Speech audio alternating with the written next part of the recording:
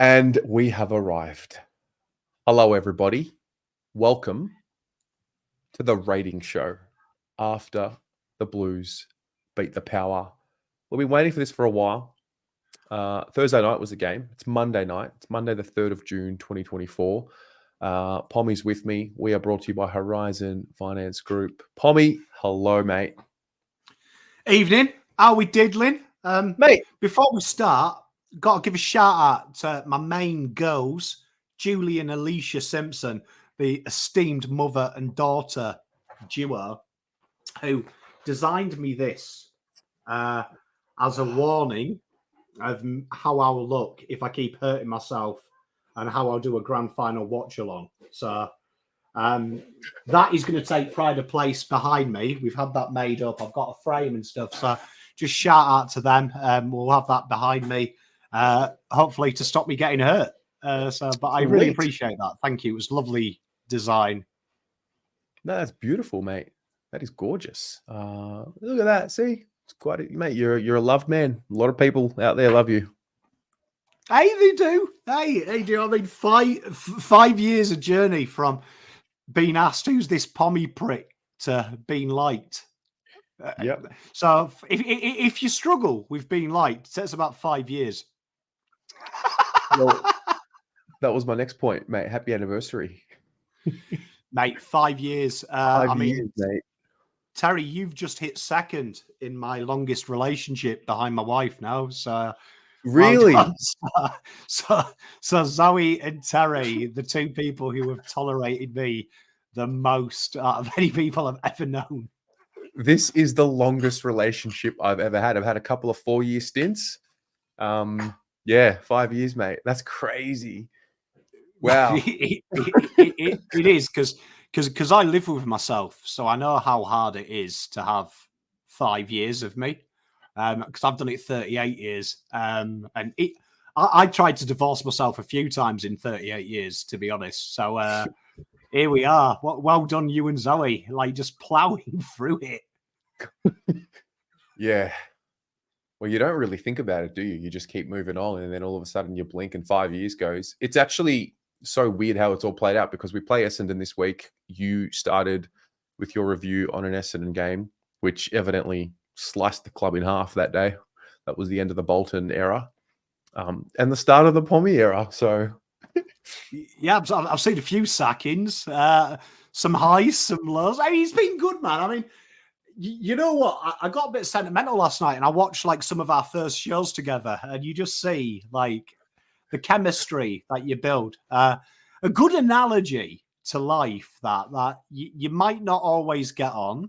You might not always have spark at the start, but you know, as my nan used to say to me, she comes from a generation where if something's worth keeping, you don't throw it out. You just put a bit of plaster tape on it and you hold it dear.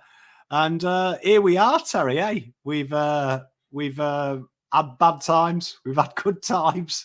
We've had in between times. We've had them all, really, haven't we? We've seen it all, to be honest. Yeah, everything but a premiership. And now we spearhead, I would say, the most in-depth analytical show on the channel, which is great because I think that was always your purpose, not just with Blue or Broad, but I think with content creation, allowing people to be educated a little bit more on the deeper side of the game and the analytical side of the game in a deeper lens. And here we are. So, guys, thank you for being here.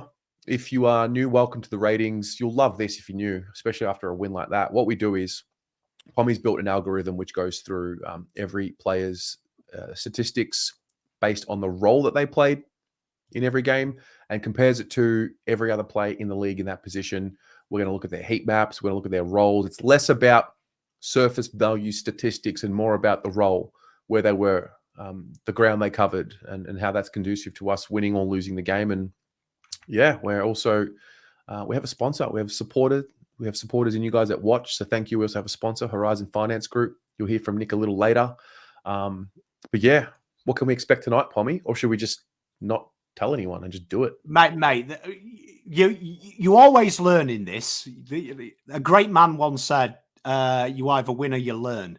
And We're a learning show. I mean, this is my favourite show. There's a lot of AFL YouTube content, and I'd never be one to blow me and Terry's trumpet.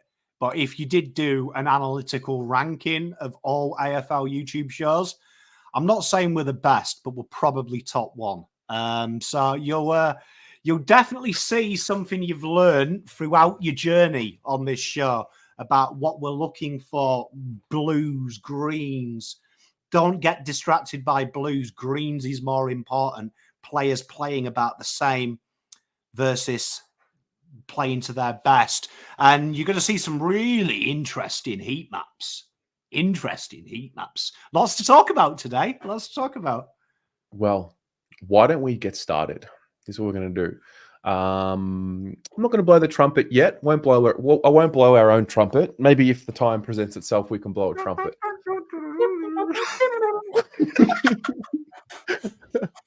All right, let's go. As the team was named, have a look at the heat maps. Guys, play along at home. Invite a friend. Invite someone to join in. That'd be nice. All right, we're going to start with, what a great way to start. We'll start with Adam Saad. Already you can see how much better he looks for the run, can't you? I think I noticed it in the second quarter. I wrote down in my notes while I was watching from home. He's back. Just clean and efficient and reliable. Yeah, so a lot of talk going into this game. It's a fascinating avenue to be a Carlton fan, especially around data, because when Carlton win, no one can ever say in the media or further field, Carlton have got better or words or something. They have to find a negative. So this week it's Carlton can't turn over without pitting it. But it's a lot more complex than that. And look at his heat map. Look where Saad is. Wow. You know what I mean? Saad's halfway in Rosette sharing a pie with fucking Nick Wishart here. Do you know what I mean? He's in the away. He's in the home end here. But the big thing is here, Carlton have really strayed from what we saw, that heavy forward pressure, to now contesting the ground and trying to make woes of six. You see, it's really poignant both ends of the ground, and he was a big part of the left. And again, intercept possession. So they've been utilising Kemp and this bloke here to try and negate the short switch kick that kills Carlton on transition around halfway. And you'll see with both of them, they're really high up the ground. Voss has said, right, this is my best player at doing this. You're my other best player. I'm going to put you in these positions. And Saad, to be fair, he doesn't get stats for this so much, but his ability to pick someone's pocket on the short handball. And it was good from Kingy this week. He actually noticed that about how Carlton are defending a little bit more structured in their ability to pickpocket teams in their weakness. And Saad was splendid. Look at this, really well-rounded as well from Saad. Usually we're praising his attacking prowess. This week, less attacking prowess, more defensive prowess. And he is one hell of a footballer, Saad. I can't believe Essendon gave him up. Well, I mean, this is a type of heat map I feel like we were hoping for over the last few years. I think the reality is we just didn't have players behind Saadi that we could trust enough to allow him to play this way. I'm a bit surprised to see it like this. I'm pleasantly surprised. He's one of our most dangerous players by foot, and to have it in that part of the ground makes us a much more dangerous prospect. And, mate, it's 2 games back. Cherry right for Essendon on Sunday, isn't he? You'd imagine it's personal with him as well, Saad. I've never seen a player leave a club drop so much thinly veiled bait. Probably when I split with my ex was the last time someone publicly, subtly pot-shotted each other on social medias, which is going back 11 years ago. But yeah, Saadi definitely, I think, will be coming in. And I think the big thing you look here, when we usually see his heat map, this guy usually is pissing about with the short little touches in the back half of the ground. Players during his injury have earned the trust of Michael Voss. And I think that's a big part. I think people overcomplex Voss's system and the change. I think you've got more people now putting their hand up. So that means go back to 3 weeks ago where I said Vossi needs to learn to give his players the trust and protect them a bit. We're starting to see that now. Saad doesn't have to stay back pocket and defend. He Mm. trusts Newman. He trusts Boyd to do that. Two players who have massively improved that. So suddenly Saad gets the more offensive role because the other players have learnt that trust. And Saad, tell you what, all Australian Smokey when he gets going, because I can sense a 30-touch game. The way we're playing at the moment, one of our halfbacks will have a 30-touch destroyer game, which we stopped Dan Houston doing in this game. Adam Saad. La da da da da. Adam Saad. Da da da da da. I think that's a nice one. We can get that one taken off. I don't mind that. All right. That's a 7 for Saadi. It's just a pleasure to be talking about him again. That's the truth. Terry just quietly made a chant, and you better give him some kudos. Let's move on. Jacob Weitering. The first week without the corky strapping. It's the thing I noticed about him this week. That was good to see. Hopefully that's a sign of him returning to his, I guess, explosive best jumping in the air. But yeah, had you watched Weiters' game? Probably the thing that turns me off now, turns me on the most about Carlton at the moment is the lack of importance of Jacob Weitering. Now, I don't mean that nastily. What I mean is it's no longer he's got to intercept and get Carlton going. Now, literally, his job is do your job, stop Charlie Dixon, which he did incredibly well. And that is the benefit of being a good football team. You don't have to now say to him, right, we need you to win every game, every one-on-one, but also we need you to kickstart our backline transition. We also need you to move the ball. Now it's literally go out there, be the general, just win your battle, get them structured. And you see this, and it's really interesting because a couple of weeks ago we were talking about this, about the amount of spoils he does. And he was really the metronome. Now, literally, it's a stay-at-home job. And look how deep he is. This is where Carlton have got the advantage. They can leave him at fullback, and everyone else goes and plays around him. And that's purely because this guy is the best one-on-one defender. I know this sounds harsh, and I don't want anyone to take me out the wrong way and say Pom's saying Weitering shit. He's not.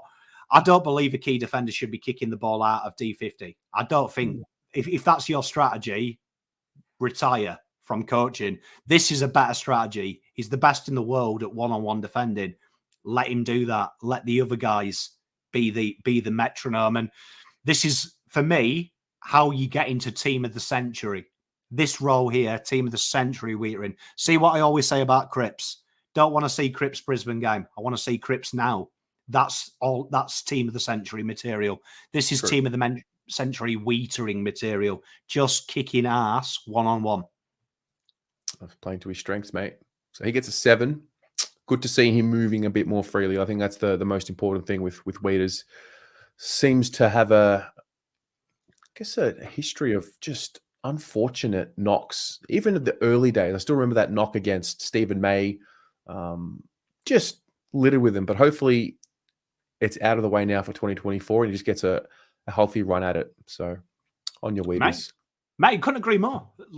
Couldn't agree more.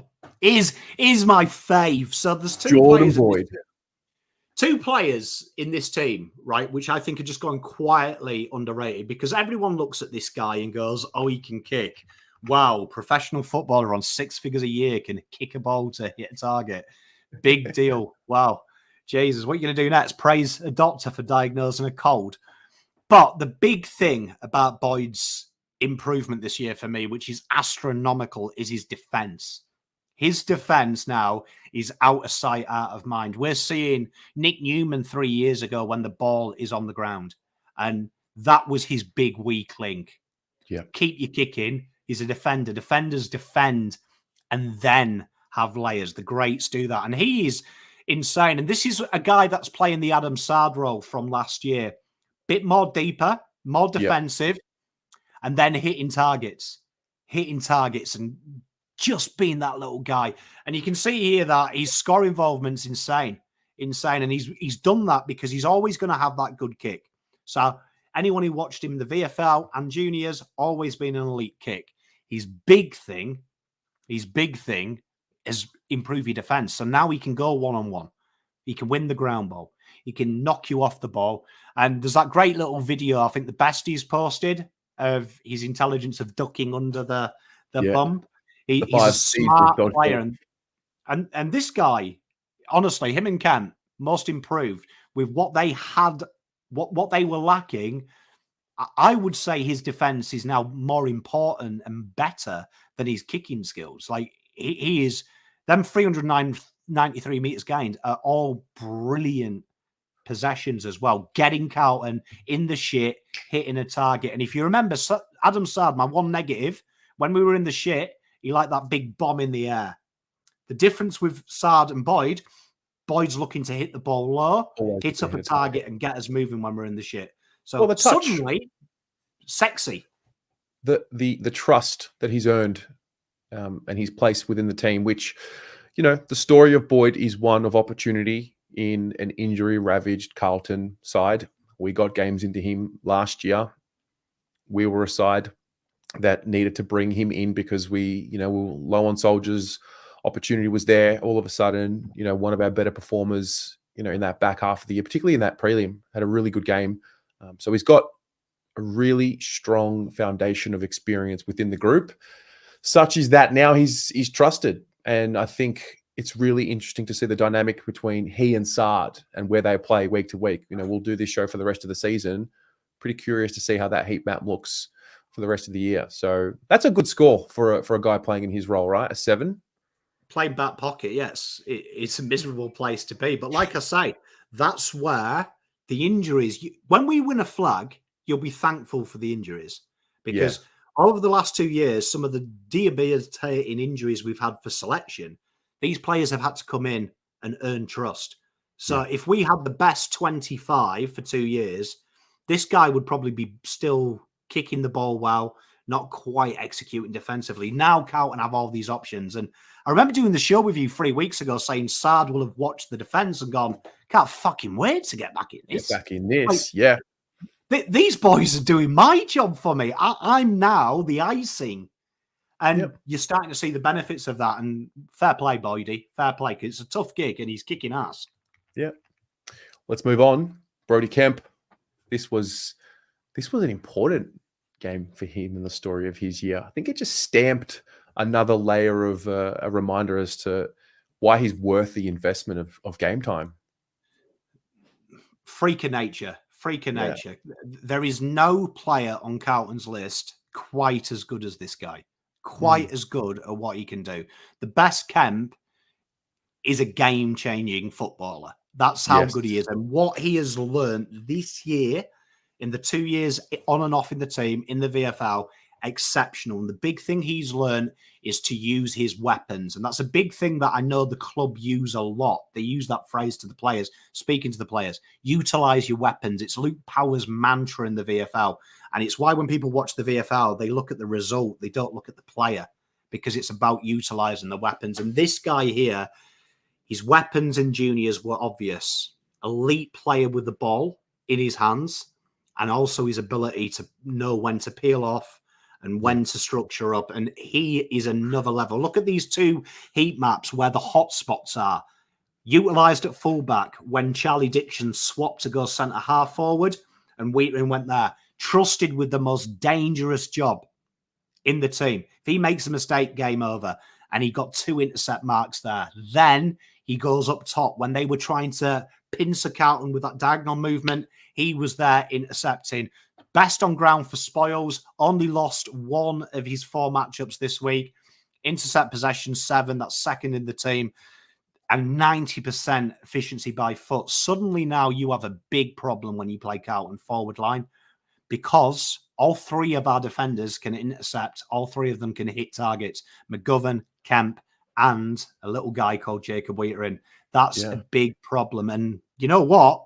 Looking at how Marchbank's play in the VFL, Marchbank's never been this level. And as much as I love Marchbank, he'll never be this level. This kid is special. Special. The first memory I have of Brody Kemp is the spin move he did against GWS. I think it was at Marvel. And I remember he always had this point of difference about him. Like he backed himself in. He had the ability. What I found over the last 12 months in particular, is balance. His center of gravity, his balance, maybe it's a core strength thing, maybe it's just experience, but I find him to be a lot more of a balanced footballer now than what I've seen in the past. And still very early in the piece for his career, but he's, they say, I mean, we say the phrase coming along nicely. He embodies that. What is he here? He's 23. No one talks about it. Most improved player. Like, I watch a lot of these players, particularly their junior years and their VFL. He's another level. Like, I'm telling you now, like the Kemp this year to last year, there's two players in this team that if you put them one-on-one last year, they'd batter their last year's equivalent. One of them is TDK. One of them is Kemp. Kemp is night and day from where he is. The layers he's worked on his game, incredible. And I'm a huge fan of Kempy. Huge fan. Draft steal. Love him. 8.5. That's a big score. Very big. Look at him. I love the Kemp dog. I'm just looking at his averages this year compared to his career. So career high in disposals, kicks, handballs, tackles. Mate, he can do everything. Do it all. Not many defenders can play above the feet and below the feet, and this guy can do it as well. And you know what? Shout out Luke Power, because his VFL games in the last 2 years, he's giving him a role. And it's why I said about Marchbank when he played the VFL when Kemp did. And I said, you watch Kemp's game, go back and watch Kemp's VFL game. You can see he's AFL ready versus Marchbank this week. Like, Kemp was just attacking everything. It was a real, like, cobweb game. Just go out and attack. And we're kicking ass at the moment. We're kicking ass, and Kemp is kicking ass and taking names, mate. That's what we're doing. Mate, I'm a big fan of Kempy, bro. Tell you, like, he's going to have a field day because the wing he protects, that's their key thing. So if you want a free pom bet, remortgage the house and stick money on this bloke. He's going to have a big one. Let's go. Let's move along. 8.5 for Kemp. McGovern. How do we see his game? 100% one-on-one win ratio, 100% disposal efficiency, intercept marks 2. The asterisk, for those of you who are new, if there's an asterisk next to a number, it means that they led the team. Blue also means elite. Green means best in class. Best in class, we'll call it. Best in class. This is a really interesting role. Really interesting role for McGovern, because McGovern's gone from doing the Kemp role to a little bit more maturity where he's the 50-50. So if you remember last year, Voss had this kind of like obsession. He tried it earlier this year, playing all 4 medium-sized big guys down the back. Lachie Cowan's come in, and the problem is when you've got 3 players who are almost copy and pasted of each other, it doesn't quite work structurally. Cowan coming into this side allows McGovern to play as almost the loose, and we put him where he is.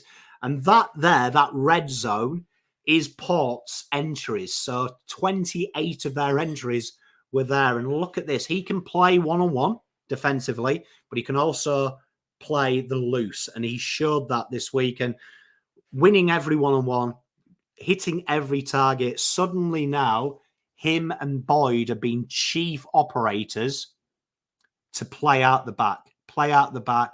You're my go-to. You're my go-to on the switch.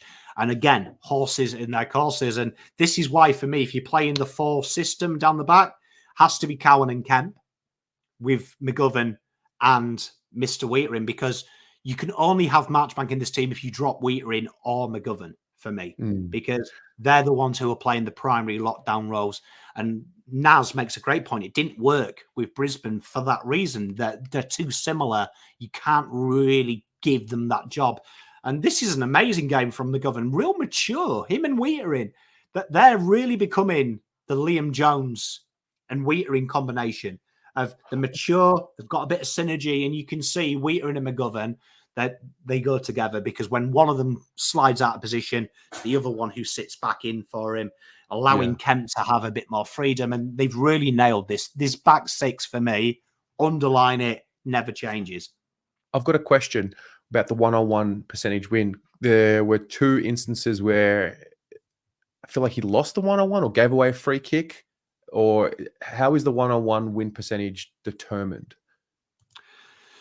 Good question. So the one-on-one win percentage in the AFL, so they look at basically a contested defensive loss. So how that works officially is it's when the ball has come in and there is no other option. It's just them versus them. So it's a fair contested mark, 1 versus 1 situation. So where people get confused in this is it's not a 50-50. So it's basically the champs data is saying this is 1 versus 1.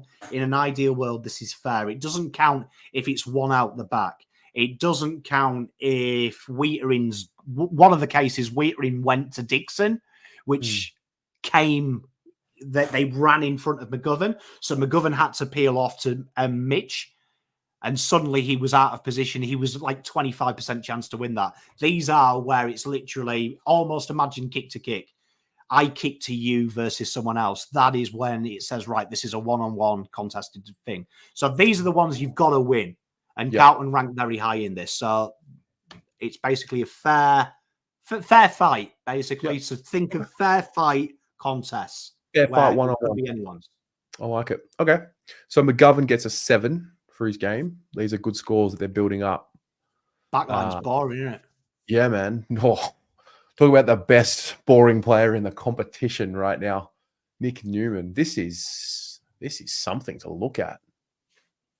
Oh my God. Mate, if ever you wanted to look at what does Magnolia Paint look like if he was a footballer, it's this guy, innit?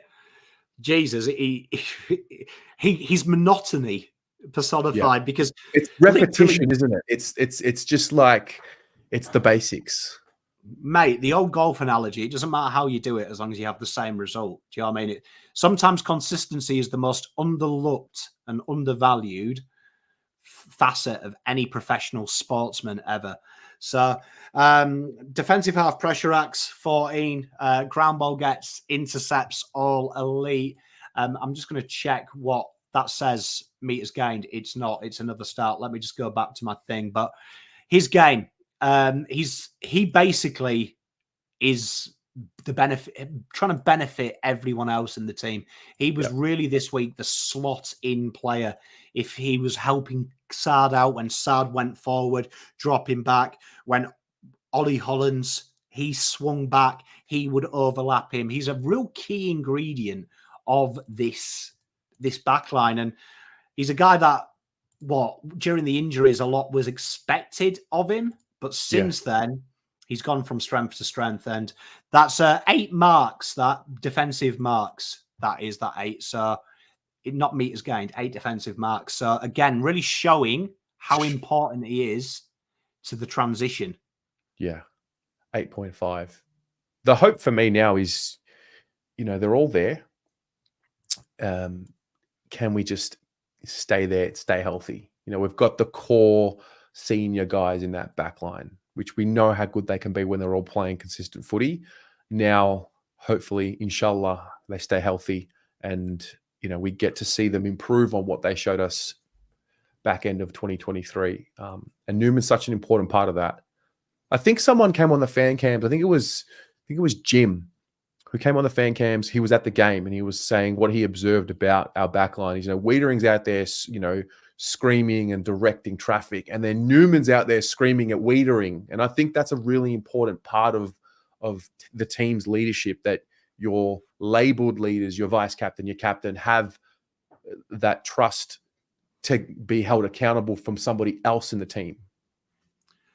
If you've ever worked in a shit place to a good place, it works very similar to sport. You speak to anyone who's worked with sportsmen, the great ones communicate. Yeah. The shit ones are too worried about executing that they're scared to communicate, right? Because they're like, oh shit, I need to do this and I need to do that and I need to do this and I need to do that. Where you can see the confidence of these players now, that they know their role, they know their job. And it's an interesting one, Newman, because Newman was the beneficiary of everyone else doing the hard work so he could execute. Suddenly he slots in now. The boys are back, Saad's back, all the big hitters are back, and he can seamlessly go back to that role that allows everyone else to play well. And he's always there. Them 8 marks, him and Akers leading on the ground for the Blues, just because they're always there for each other. Always there. You're in trouble, don't worry, I'm an option. Got it. And that's huge in our system. 8.5 for Nick Newman as we move along to Ollie Hollands. This was a good one. Utilised a bit differently in this one.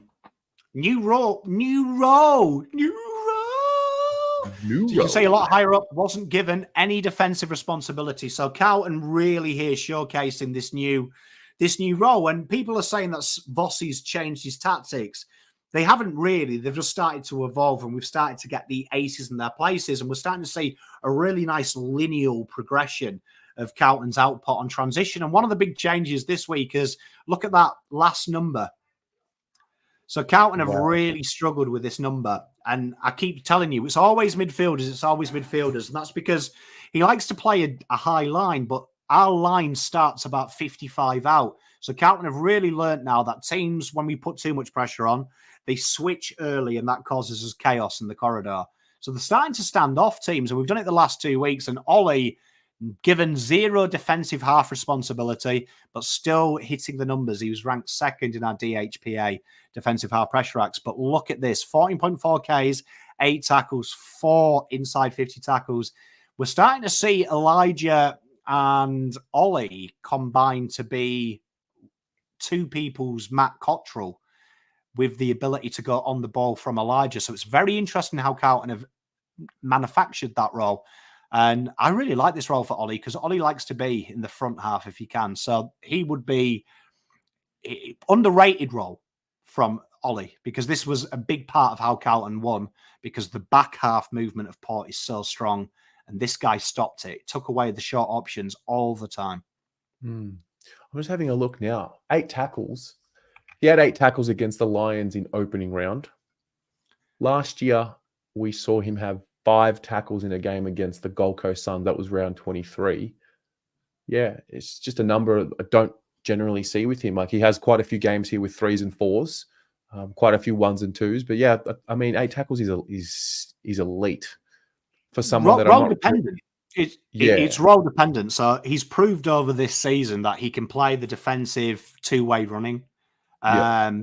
To allow the half-backs to overlap. This week, he really allowed his midfielders to overlap, and you saw Elijah be the big beneficiary. And it's quite funny. He talked to you about, there's got the sixth sense, and he kind of downplayed it. There is no doubt if he closed his eyes, right? They do a drill at Carlton. It's been quite famous where Luke Power's a big advocate of this drill, where he blows his whistle, stops, and asks where numbers are. So he actually shouts out, like, he'll say, "Where's number 2?" You've got a point where Lachie Cowan will be. Things like that. I would imagine that he knows where Elijah is at all times. Yeah. Like, honestly, it's uncanny. Love Ollie. Love Ollie. Very good. 7 for his game. Then we move to Cripps. Just a big, juicy circle in the middle of the ground. It was Captain Cripps. It was a managed performance. He was excellent. He was excellent when it mattered. See what I said earlier about Weitering.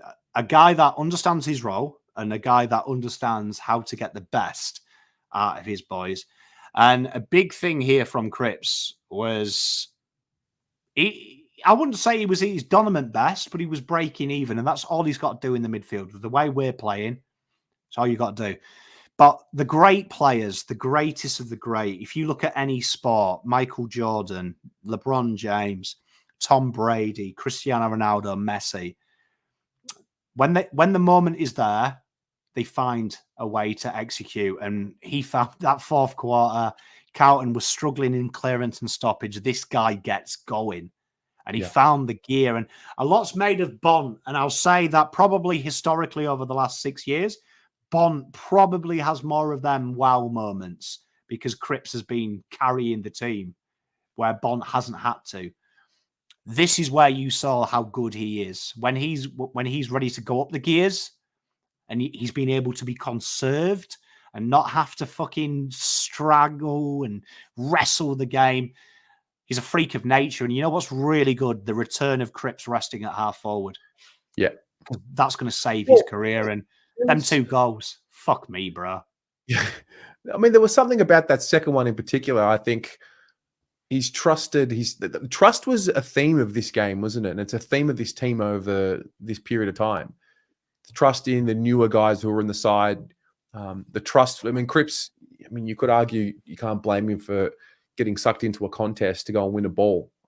But the way in which that second goal of his was fed out to him, the positioning of him at the outset before the ball gets there, and then his ability to finish. It's not something we've seen much of, let's be honest. So when it happened, it was special. And yeah, it's a really interesting time for him because it seems like he's learned a bit better how to insert himself and when to insert himself. And I think that'll keep growing. It reminds me of Selwood, to be honest with you. Selwood had that ability as well to pop up when needed. For me, the most underrated leader in my time in the AFL is Trent Cotchin. Mm. And I think that fans outside of Richmond really underappreciate him. But you look at his career, 30 touches before he became the leader. He was the star of that midfield. The best Trent Cotchin was when he realised that the boys here can do the job. All I've got to do is be there and be the metronome. And this here is an understated part of Cripps' game, his ability to feed the ball out. Yeah. And he said something that turned me on there, Terry, sucked into the contest. That's the big learning from Cripps. Cripps has always been that guy that's almost got this uncanny knack to have to prove he's the alpha male. He's starting to learn now that I don't have to. The way that I alpha male everyone is by, at the end of the game, being the best. Do you know what I mean? Being the best on the ground. Yeah. That's what he did.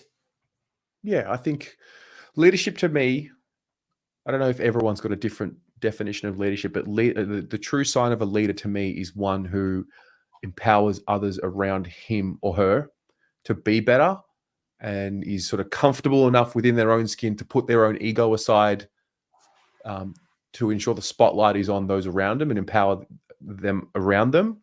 And that is what I've really, and I'm not saying Cripps was egotistical at the start. I think, to be fair, we were so poor that it was hard to trust those around him. But you can see it really coming to fruition now, the trust element that he has with the other midfield, just everyone around him. And so these are good signs. This is a really good part of his career.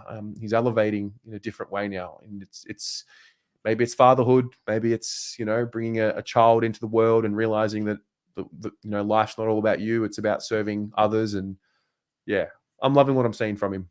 I mean, you got to remember as well, when people hang Cripps a little bit for doing it all himself, there was one point in time that he used to look up and there was Nick Graham one side and Aaron Mullet the other.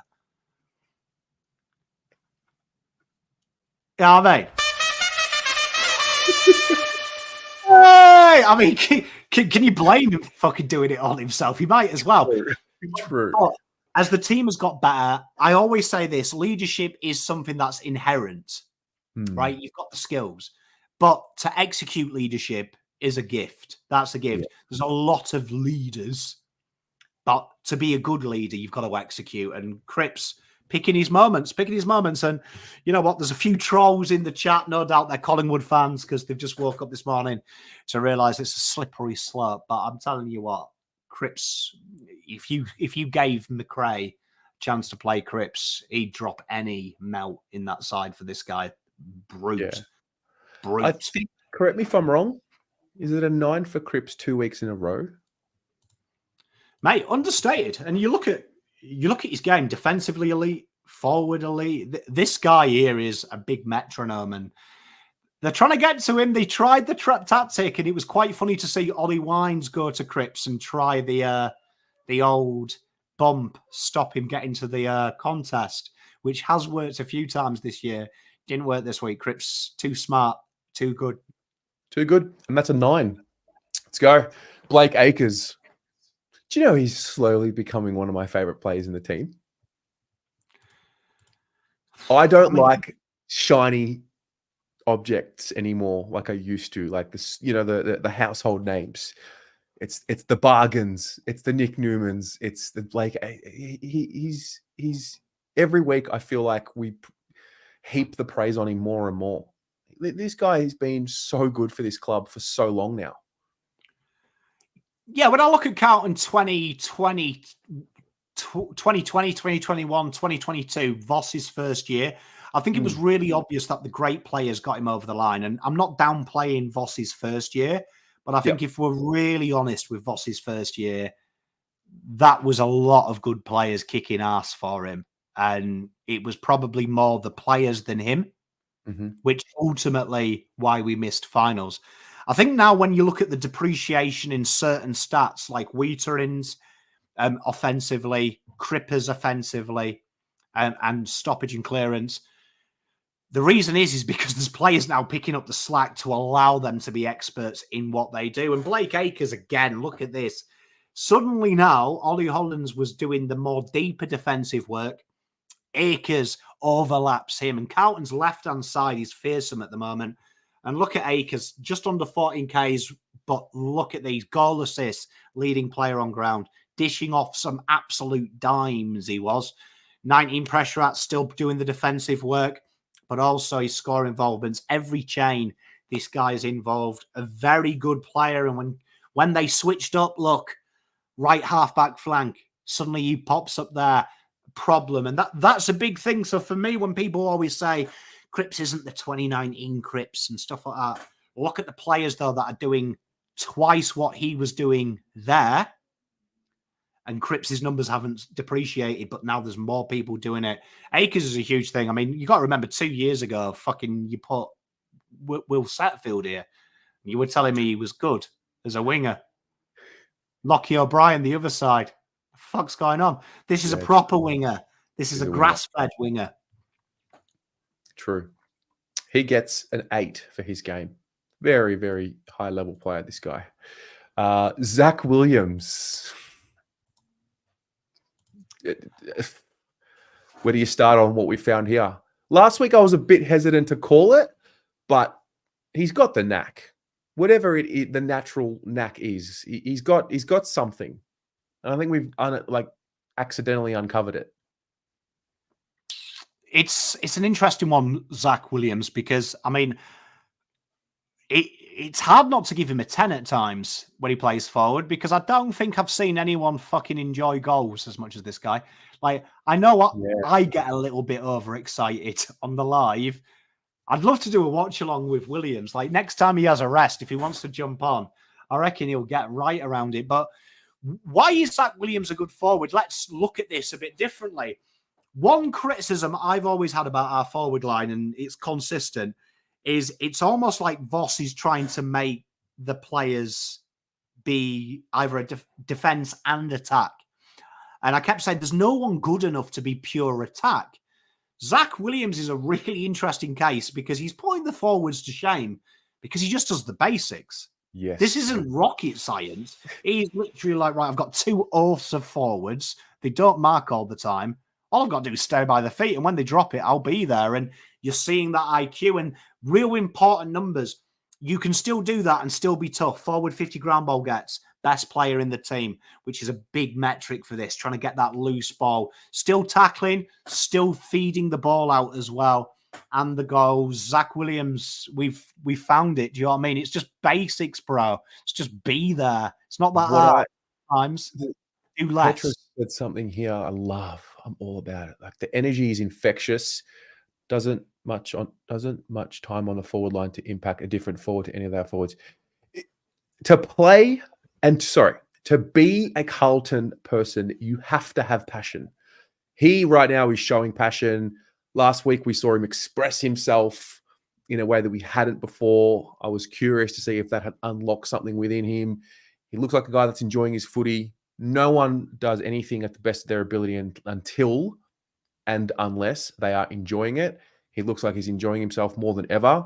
But I think the other part that I noticed with him and Fogarty, they had this real alertness about them that when Port Adelaide had the ball, that they were always aware of Ryan Burton and Dan Houston in particular. So that is important because that is an area of the ground. I mean, I know that the focus might go on, Cincotta and his role on Butters. Not as much got spoken about how aware defensively we were of Dan Houston's ability to impact off halfback. And I thought what he did with Fogarty and their alertness was important.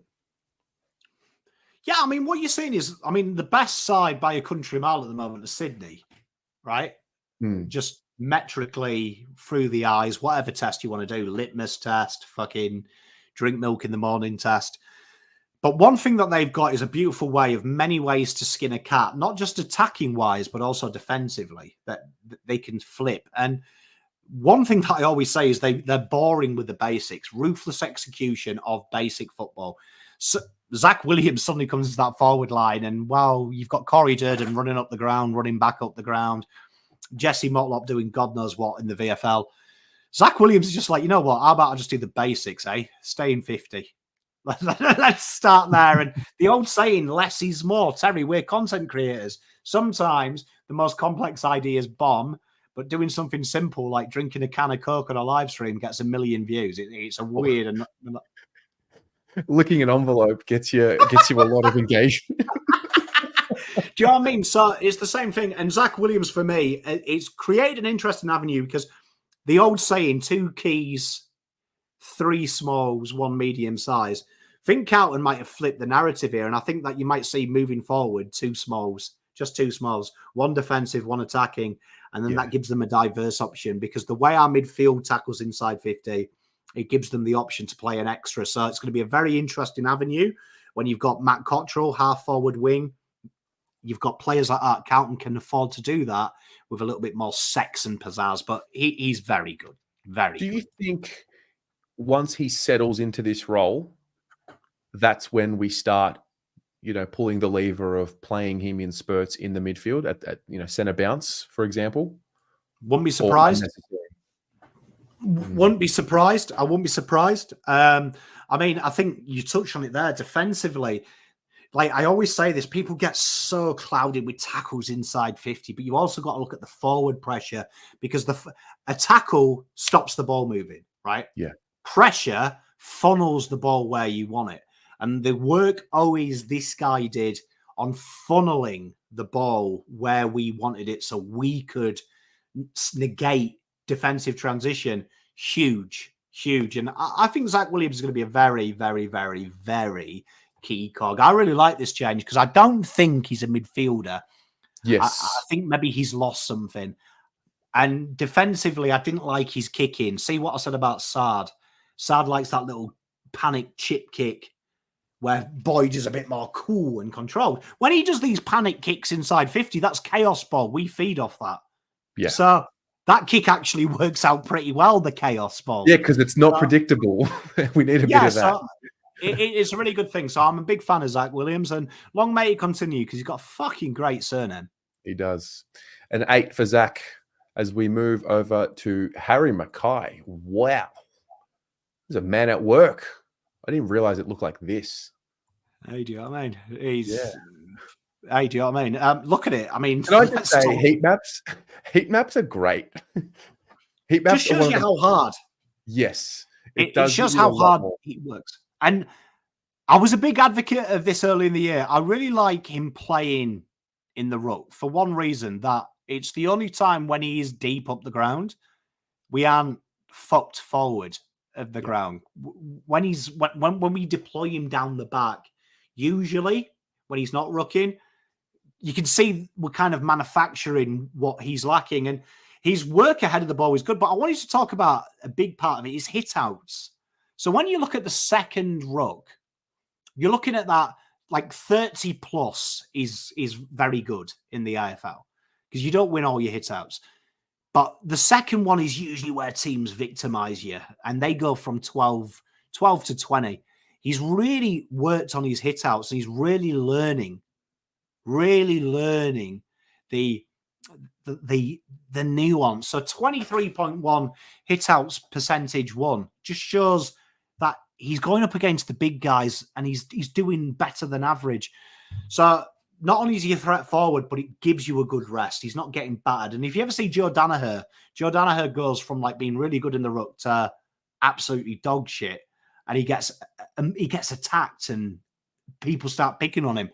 Harry's holding his own. He is, yeah.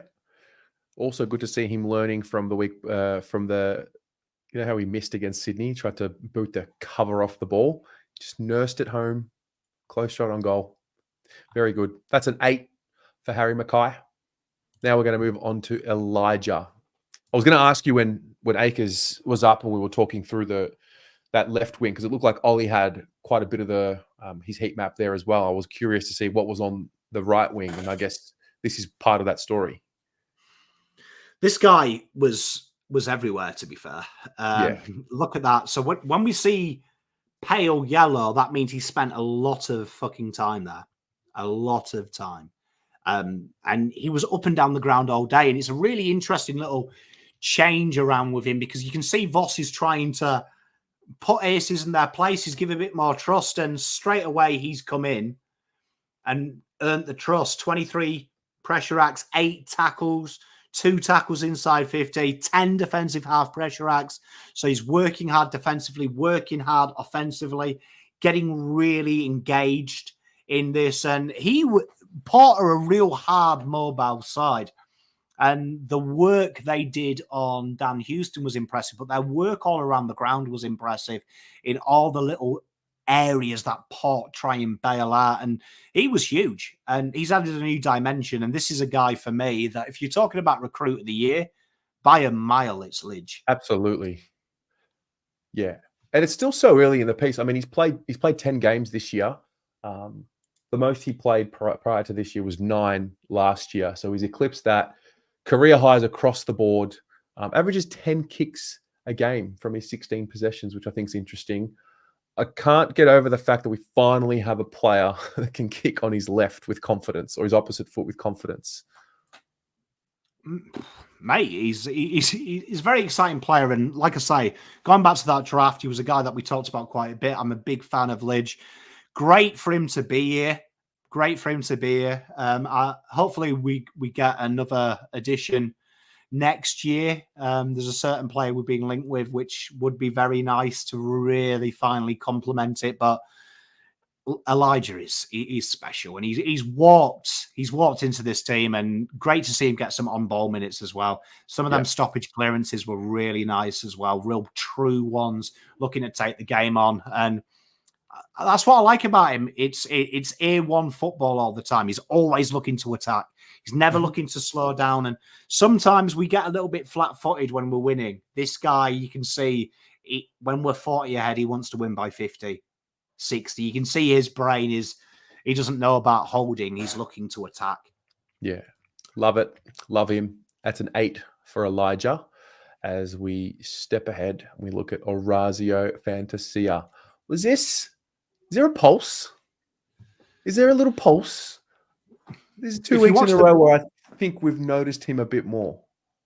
If you watched the VFL, anyone who slagged off Fantasia has to watch the VFL and go, right, what were the players doing? And there was a certain Jesse Motlop who played quite deep in this game compared to where he is usually. And suddenly that screams. I always say, look at the VFL to see if the player's a clown, or maybe it's by design. And suddenly it screamed, this is a new role. This is where, go back to what I said, I think Voss likes 2 smalls. So the third has got to be pretty excitable. He's got to have a point of difference. And you see here, look, I want to focus on a big thing. So people always talk about speed. And someone the other day said to me, I don't care what the stats say, it's by the eye. And I'm like, what? You can just look at a car and say it goes 78 fucking kilometers an hour, can you?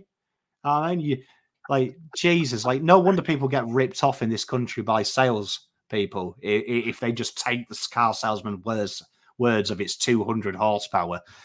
This is a big thing here. This is something that we've really noticed. If you're looking for a statistical change, it's the speed in defence, how quickly they transition to defend. You look at the big change from Carlton under the Teague era, the Bolton era, and Voss's first year to now. It's their ability to defensive transition. And it's not the speed. It's nothing else. It's how they structure up behind the ball. And this is a big thing that Orazio does, right? Playing this role, he swings back really quick. And that's huge, that. 8.7, that's the fastest on ground. And Port have got some pretty nimble players turning back. Pressure act's pretty solid. Again, the tackles inside 50, see what we just praised Lidge for. And the goal assist, I'd like to see him get more ball and I'd like to see him do more with it. But at this stage, see what we said about Ollie Hollands 5 games ago. If the ball's not coming to him, there's not much he can do. Watching his position, I've tried to watch it a lot this week. He's kind of there or thereabouts. It's just not getting to him. I want to see what happens if he gets some ball. What I noticed about him this week, he was very instinctive. Maybe it's because he understands Adelaide Oval. Maybe it's because he's understanding his role a little bit better. Maybe it's a combination of those two, and is a bit more comfortable with his place and role in the side at the club. But he was a lot more instinctive. Didn't see him thinking too much when he had the ball in his hand. He knew exactly where he wanted it to go. I don't know. I think I'm a little bit more positive over his last 2 games. I've noticed him. Prior to last week, I felt like I didn't know what was happening. I didn't know how to look at him, his game and his role. Whereas the last 2 weeks, I'm about to sense a pulse with him. I mean, Orazio in the team is a clear case, I think, of who do you replace him with?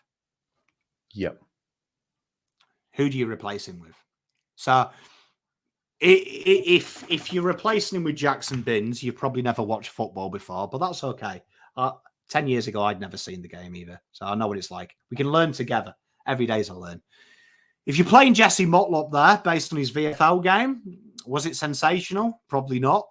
Did he do enough to warrant it? Maybe not. Maybe not. Corey Durden accidentally plays this role, but didn't get it in the VFL. I think my main man, where is he in chat? My main man.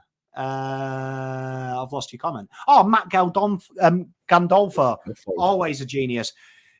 I think you might be onto something. I think it could be Cottrell. Could be Cottrell's role. Because Ashton plays too deep up the ground. You've got to remember, people are judging him. Look at his heat map, Terry. Right? Just look at his heat map. Bring the heat map back up. Yep. Right? And say to yourself, if I'm judging him as a small forward, is he a small forward? Like, you can't judge him as a small forward. You've got to judge him at the moment as mid defender. At the moment, it's what we'd call a utility mid. It's Cottrell. So it is Cottrell. Yeah. So this is, for me, it's a Chera. It's a role when if Chera's fit and Cottrell's fit, maybe he's in the conversation. You take Orazio out and you swing these guys around there. Very interesting role, though. Very interesting role. It's one that's growing on me. I still think it's a role that he could do better, but I've gone through heat maps of Orazio since he came into the system. He's never played it. So he's kind of learning on the fly. Oh, did we lose a little troll in the live chat? I got rid of him. Did ya? I want to play a little song for him, a little sound. Hey, stay hunky. I'm lucky. Honestly, 5 years of doing this, I just can't deal with idiots anymore. Yeah. Well done. You've knocked it out of me. I can't be nice anymore. I can cop it a little bit, but then it gets to a point where, in my head, I like to think. I actually think. I think I have too much hope for everyone. It's like eventually, surely, old mate's going to be like, "What am I doing with myself? The time I'm spending." Unfortunately, society has removed shame from people, and I'm here to bring it back. If you are stupid and you're an idiot, I'm either going to let you know or block you. So just see this.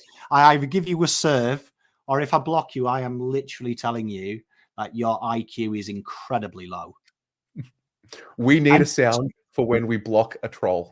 Yeah, and there's no excuse because education's so easy. Like, my son learned about Egypt not through school, by being bored and watching YouTube videos.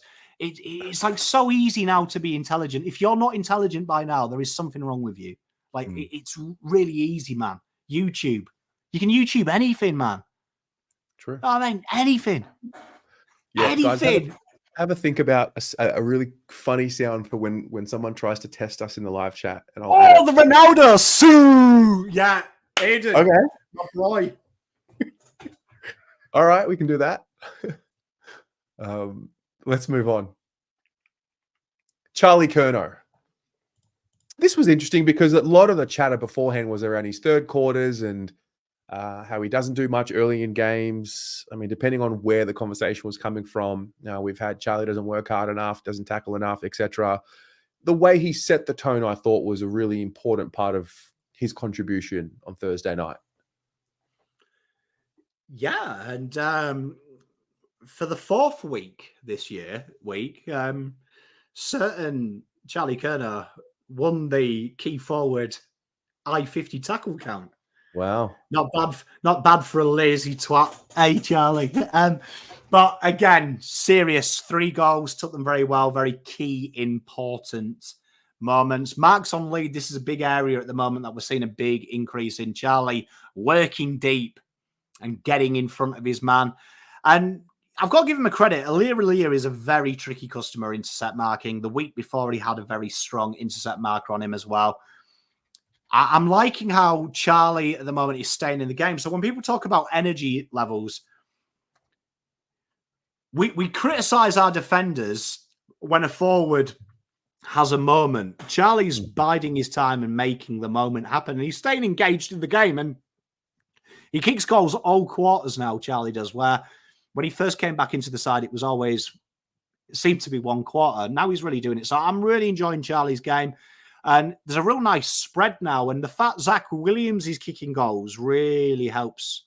Really helps. And he's got a really nice matchup this week. I don't want to give too much away from the preview, but this matchup this week, Charlie may have penciled in. This is probably a fucking good week. Oh, can you imagine? Well, I just brought up, I mean, we're halfway through. Played 12 games. We're halfway through.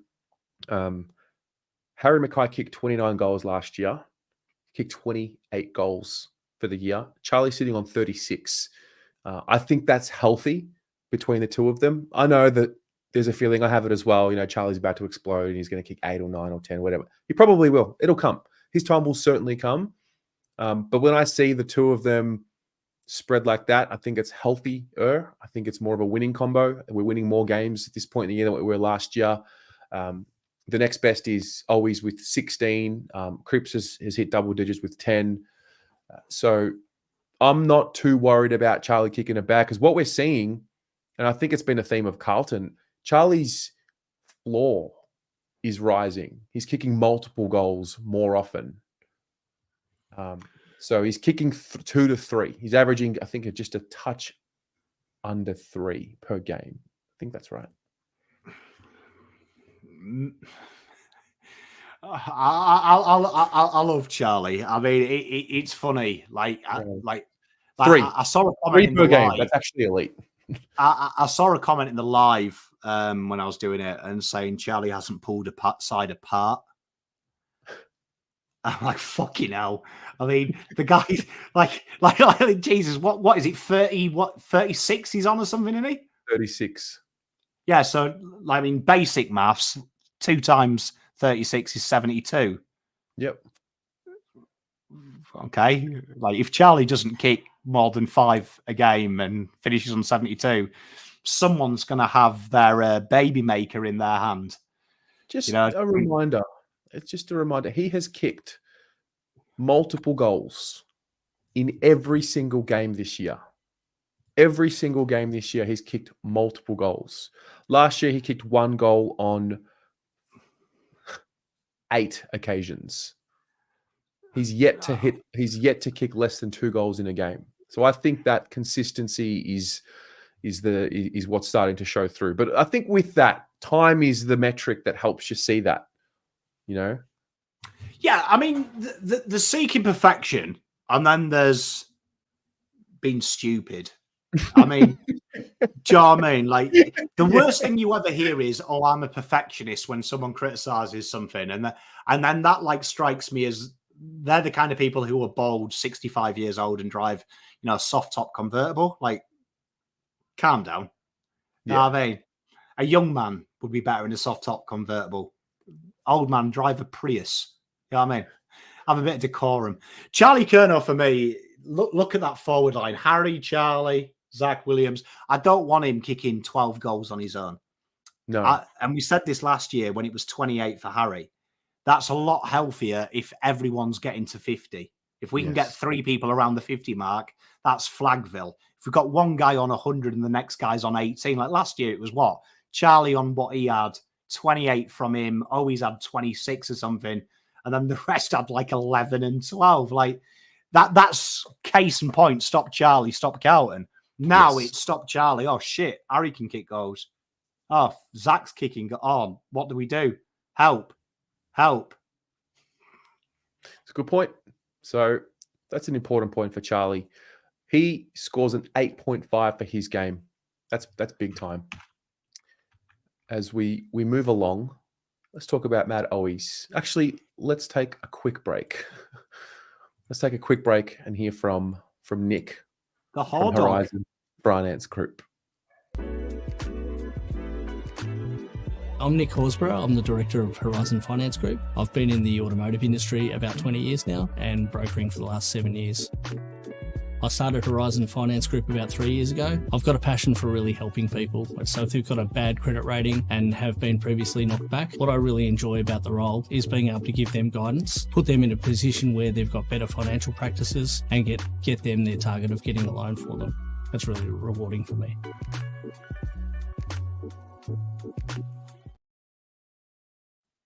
All right, Matt Owies.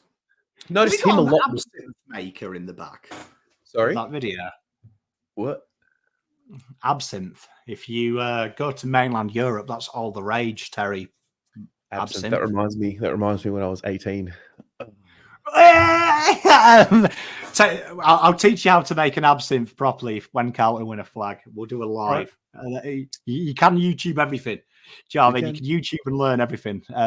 Saad's made a good point as well. Apologies. Don't Google everything because there is some people on YouTube that believe the earth is flat, which completely fucking terrifies me. But Matty Owies, talking about flat earth, Matty Owies, probably the number one player I think would believe in flat earth if that is a thing. But very interesting here, right? Zach Williams has taken over the you don't have to do anything other than kick goals role.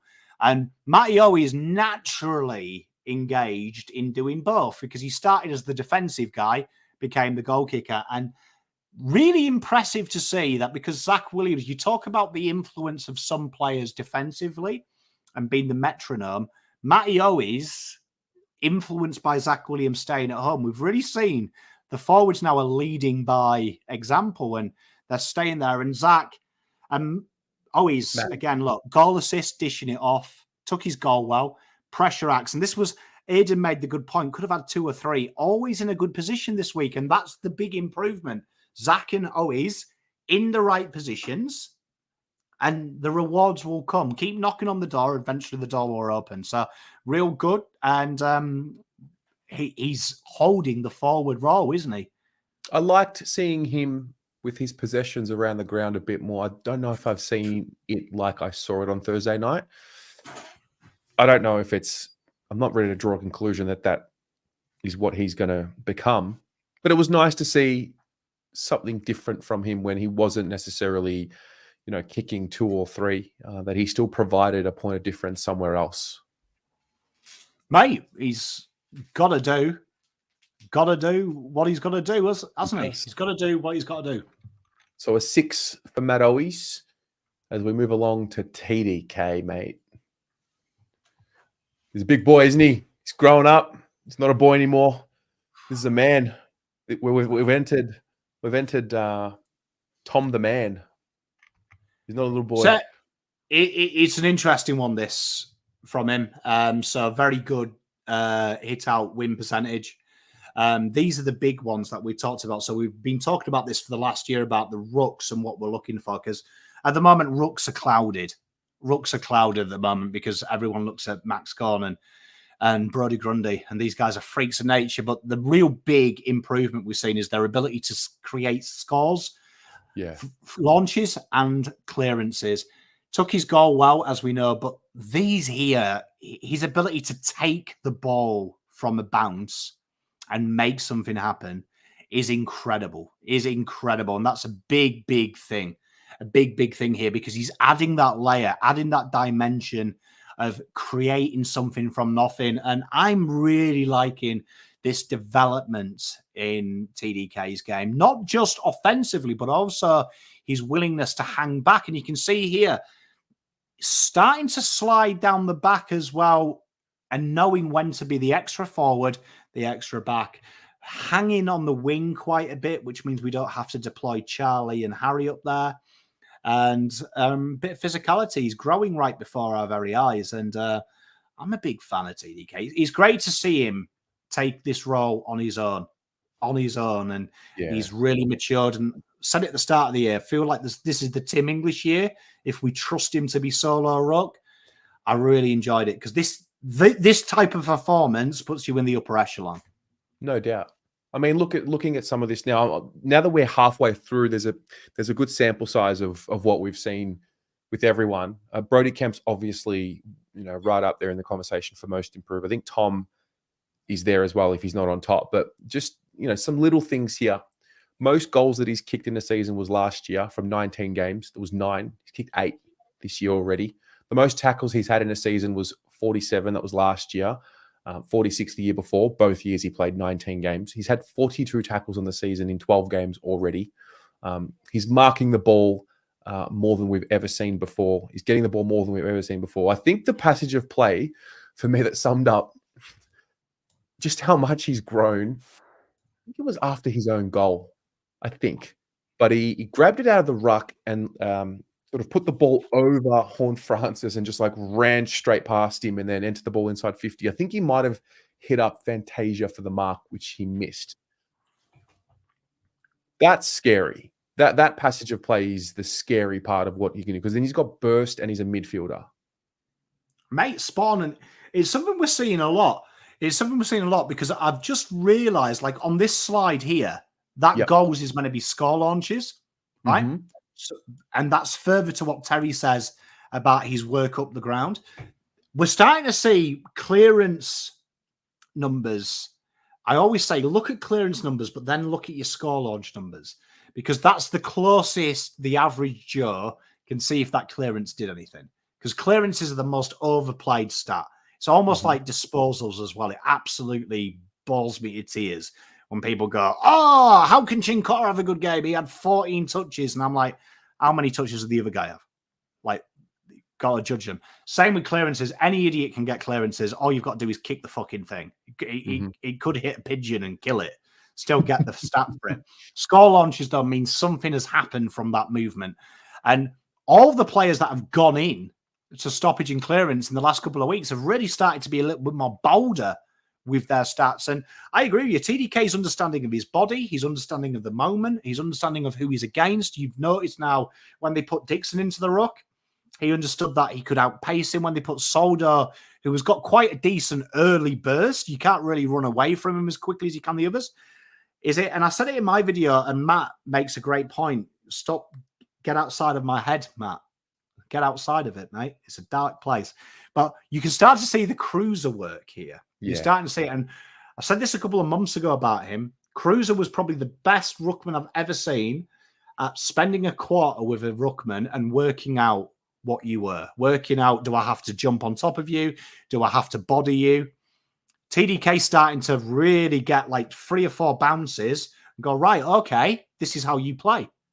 Yes. I'm going to do this. And they're struggling to adjust with him. And just go back and watch the first 3 stoppages and the first 2 centre bounces, and then watch the next 5. You could see this guy had gone, right, okay, that's what you do. You like to lean on me. So he pulls away and makes them. And there was a great passage. I think it was the 3rd centre clearance. Soldo engages early.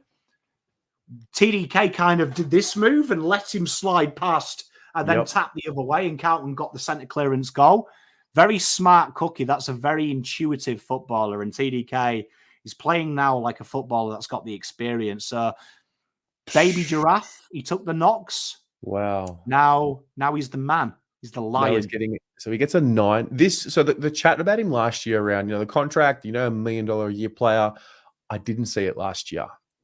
For the first time, now I see it. Now I start thinking, what he could command on the free market. Only shit clubs play on potential. Shit clubs pay on potential. I mean, you've got to remember Camp Olsen was knocking around on 400K. Need I say more? You pay what you earn. Yes, if he's out of contract now, but I mean, this guy is really, really enjoying it. And let's keep it up, mate. I want to see him this week. This week's a really interesting proposition because rumours are Goldstein's been drafted in. He's playing probably the best ruckman in the league at doing what he does. There's not many Goldsteins in the world. Yes. And that's going to be a very intriguing battle because it's the old horse versus the new horse. And let's see how that goes. All right. So a 9 for TDK as we move over to Sam Walsh. Wow. This bloke doesn't just play. He breaks things. He's got so much energy, doesn't he? The placenta of chaos. As you can see, he's made a placenta. Very good. Yeah. He's made a placenta. If he makes a placenta, you know he's good. Big change from Sam Walsh this year is this role he's playing now. Carlton have started to loose him, make him loose. He's no longer on the ball in that getting the hard ball rubbish. He's now a little bit more free. And there comes a problem there. There comes a problem because a big case at the moment is made on his disposal efficiency. And when you have the ball 30, 35 times, you ain't going to hit targets. But what I'm looking for is what they are looking for. What's he trying to do with it? Is he trying to keep the ball like Tom Mitchell used to, just small handballs? Or is he trying to get Carlton going? And you look, 550, the most meters gained on the ground. 15 Ks, the most ran on the ground. 13 tackles, the most on the ground. And the score involvements, he's really trying to take off the hard kicks. And a lot of these kicks are probably decision-making. I think it's not technique, it's decision-making. But then I come to this. You obviously didn't watch his draft year. Like, there's two types of people in this world. There's people who just read Kautumi's reports, or there's people who actually get off their arse and watch a game. Sam Walsh has never been regarded as an elite kick, but he goes around that 65 mark, which is well in the AFL purview. It's what we're looking for. They're not easy kicks. A risk factor this week of rank 1, which means every kick was a difficult kick. A couple of them weren't the best choice, if I'm going to be critical, but Jesus, man, he's pretty good game. I mean, I agree, D. There was a lot of people in the comments and the watch along saying he's shit. And you sometimes live long enough, don't you, to become the villain? And maybe Sam Walsh is. There's a lot of Mark Murphy about Sam Walsh this year for me. Do you remember that year, Terry? I'm asking fucking Terry, what an idiot question. Do you remember the year? I remember. MVP? Do you remember when he won MVP? And I think people always forget how fucking good Mark Murphy is. Don't be blindsided by trying to make the players perfect, because I'm going to let you in a news flash. You can sell Charlie Curnow, you can sell Patrick Cripps tomorrow if you promise me the players that come in are 7 out of 10 every week. I don't care. I have no loyalty to the players. I want to win games, right? So if you're looking for perfection all the time, you're probably going to miss the team. And that's what's more important, the team. And Sam Walsh, in this system, we can afford him to take the eccentric kicks because there is fucking players there working their ass off defensively. So one day this will pay off. One day that bullet kick to forward pocket will pincer 3 players and we'll get an easy goal, right? I actually thought, I mean, there were some kicks in the first half. He might have just rushed them or made the wrong decision. I actually thought I saw him, particularly in the fourth quarter, just take a little bit more time as he kicked the ball. I think we get caught up in first halves or a quarter. I'm a bit surprised why the conversation didn't quickly turn to the fact that he started making the adjustment or they laid 13 tackles. Hasn't really been spoken about. It's like we're so attracted to what's wrong rather than waiting to see it play out. It worries me that sometimes I think that we're looking for perfection. I can tell you now, until you show me a robot, there isn't perfection. But do you know what I mean? Like, he's he's well within the purview of what we'd expect of a footballer who has that much ball. Yeah. And yes, it worked great at times. Some of his disposals were a bit loose, right? But look at where it got us, where the field position was. Did it cost us? Not really. He's as close to the most complete player, and we haven't got a player of him. We haven't got a player like him. You can't just plug and play it is. So for me, lay off him a little bit. Do you know what I mean? Because I'm sure. I mean, there's a reason that he polled top votes from both coaches. Why is the conversation not about how he's the best two-way midfielder in the comp? Why is it about, yeah, but he didn't kick the ball well in the first half? I don't know. I'm done trying to fix it, to be honest with you. You know what? My pop, he saw the greatest Manchester United side of all time, right? And he used to fucking hate old people. And even though my granddad was an old man, he used to hear them talk about players like Bobby Charlton and stuff, players that he watched every week without fail. And he used to say that time is the greatest liar, right? And what he meant by that is people forget all the bad games, and all they could tell you about was George Best scoring 6 goals versus Northampton. But there was also games that George Best was dog shit because he'd been out on the piss, right? And my granddad would tell you the truth and go, he used to have shit games all the time. Like, do you know what I mean? Like, all the time. People used to say, get off the beers, bestie. You might actually be good this week. But I think that's what I think people get clouded and they go, oh, Cooter would never had a bad game. Speak to Cooter. He did have a bad game. And he'll tell you about a lot of the bad games he had. He'll also tell you quite humbly that sometimes some of the moments you enjoy, he didn't mean to do. He made mistakes. He kicked the ball the wrong way and it went off. Sam Walsh is still a baby. He's still learning. So it's a real fascinating thing to me. He's not perfect. And I don't think he's claiming to be. And there is some of them kicks. One of the ones he turned over, fuck knows why he went short. I can't tell you. Only he could. But like you said, Terry, when it mattered, fourth quarter, him and Cripps went up a gear and Port Adelaide couldn't find that gear.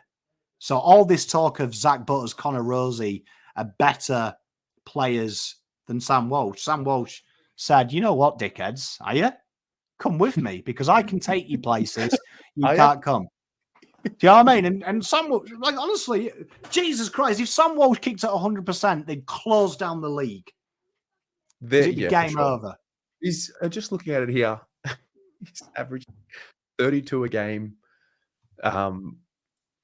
16 kicks, nearly 16 handballs, 7 tackles a game. Average. Say it again. Average.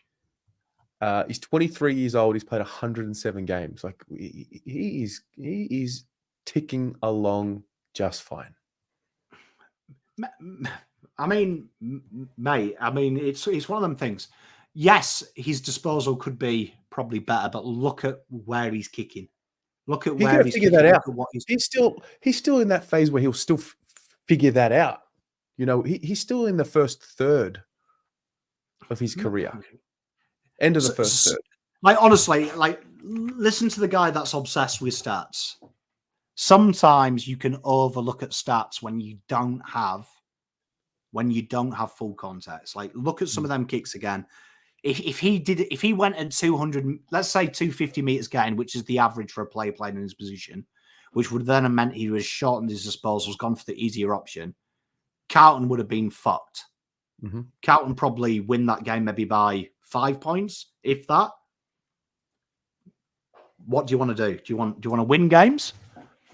Or do you want to have 0 turnovers and 0 risk? Because if I remember rightly, everyone agreed with me that Sydney, we lost the game because we were as boring as batshit and no one took any risks.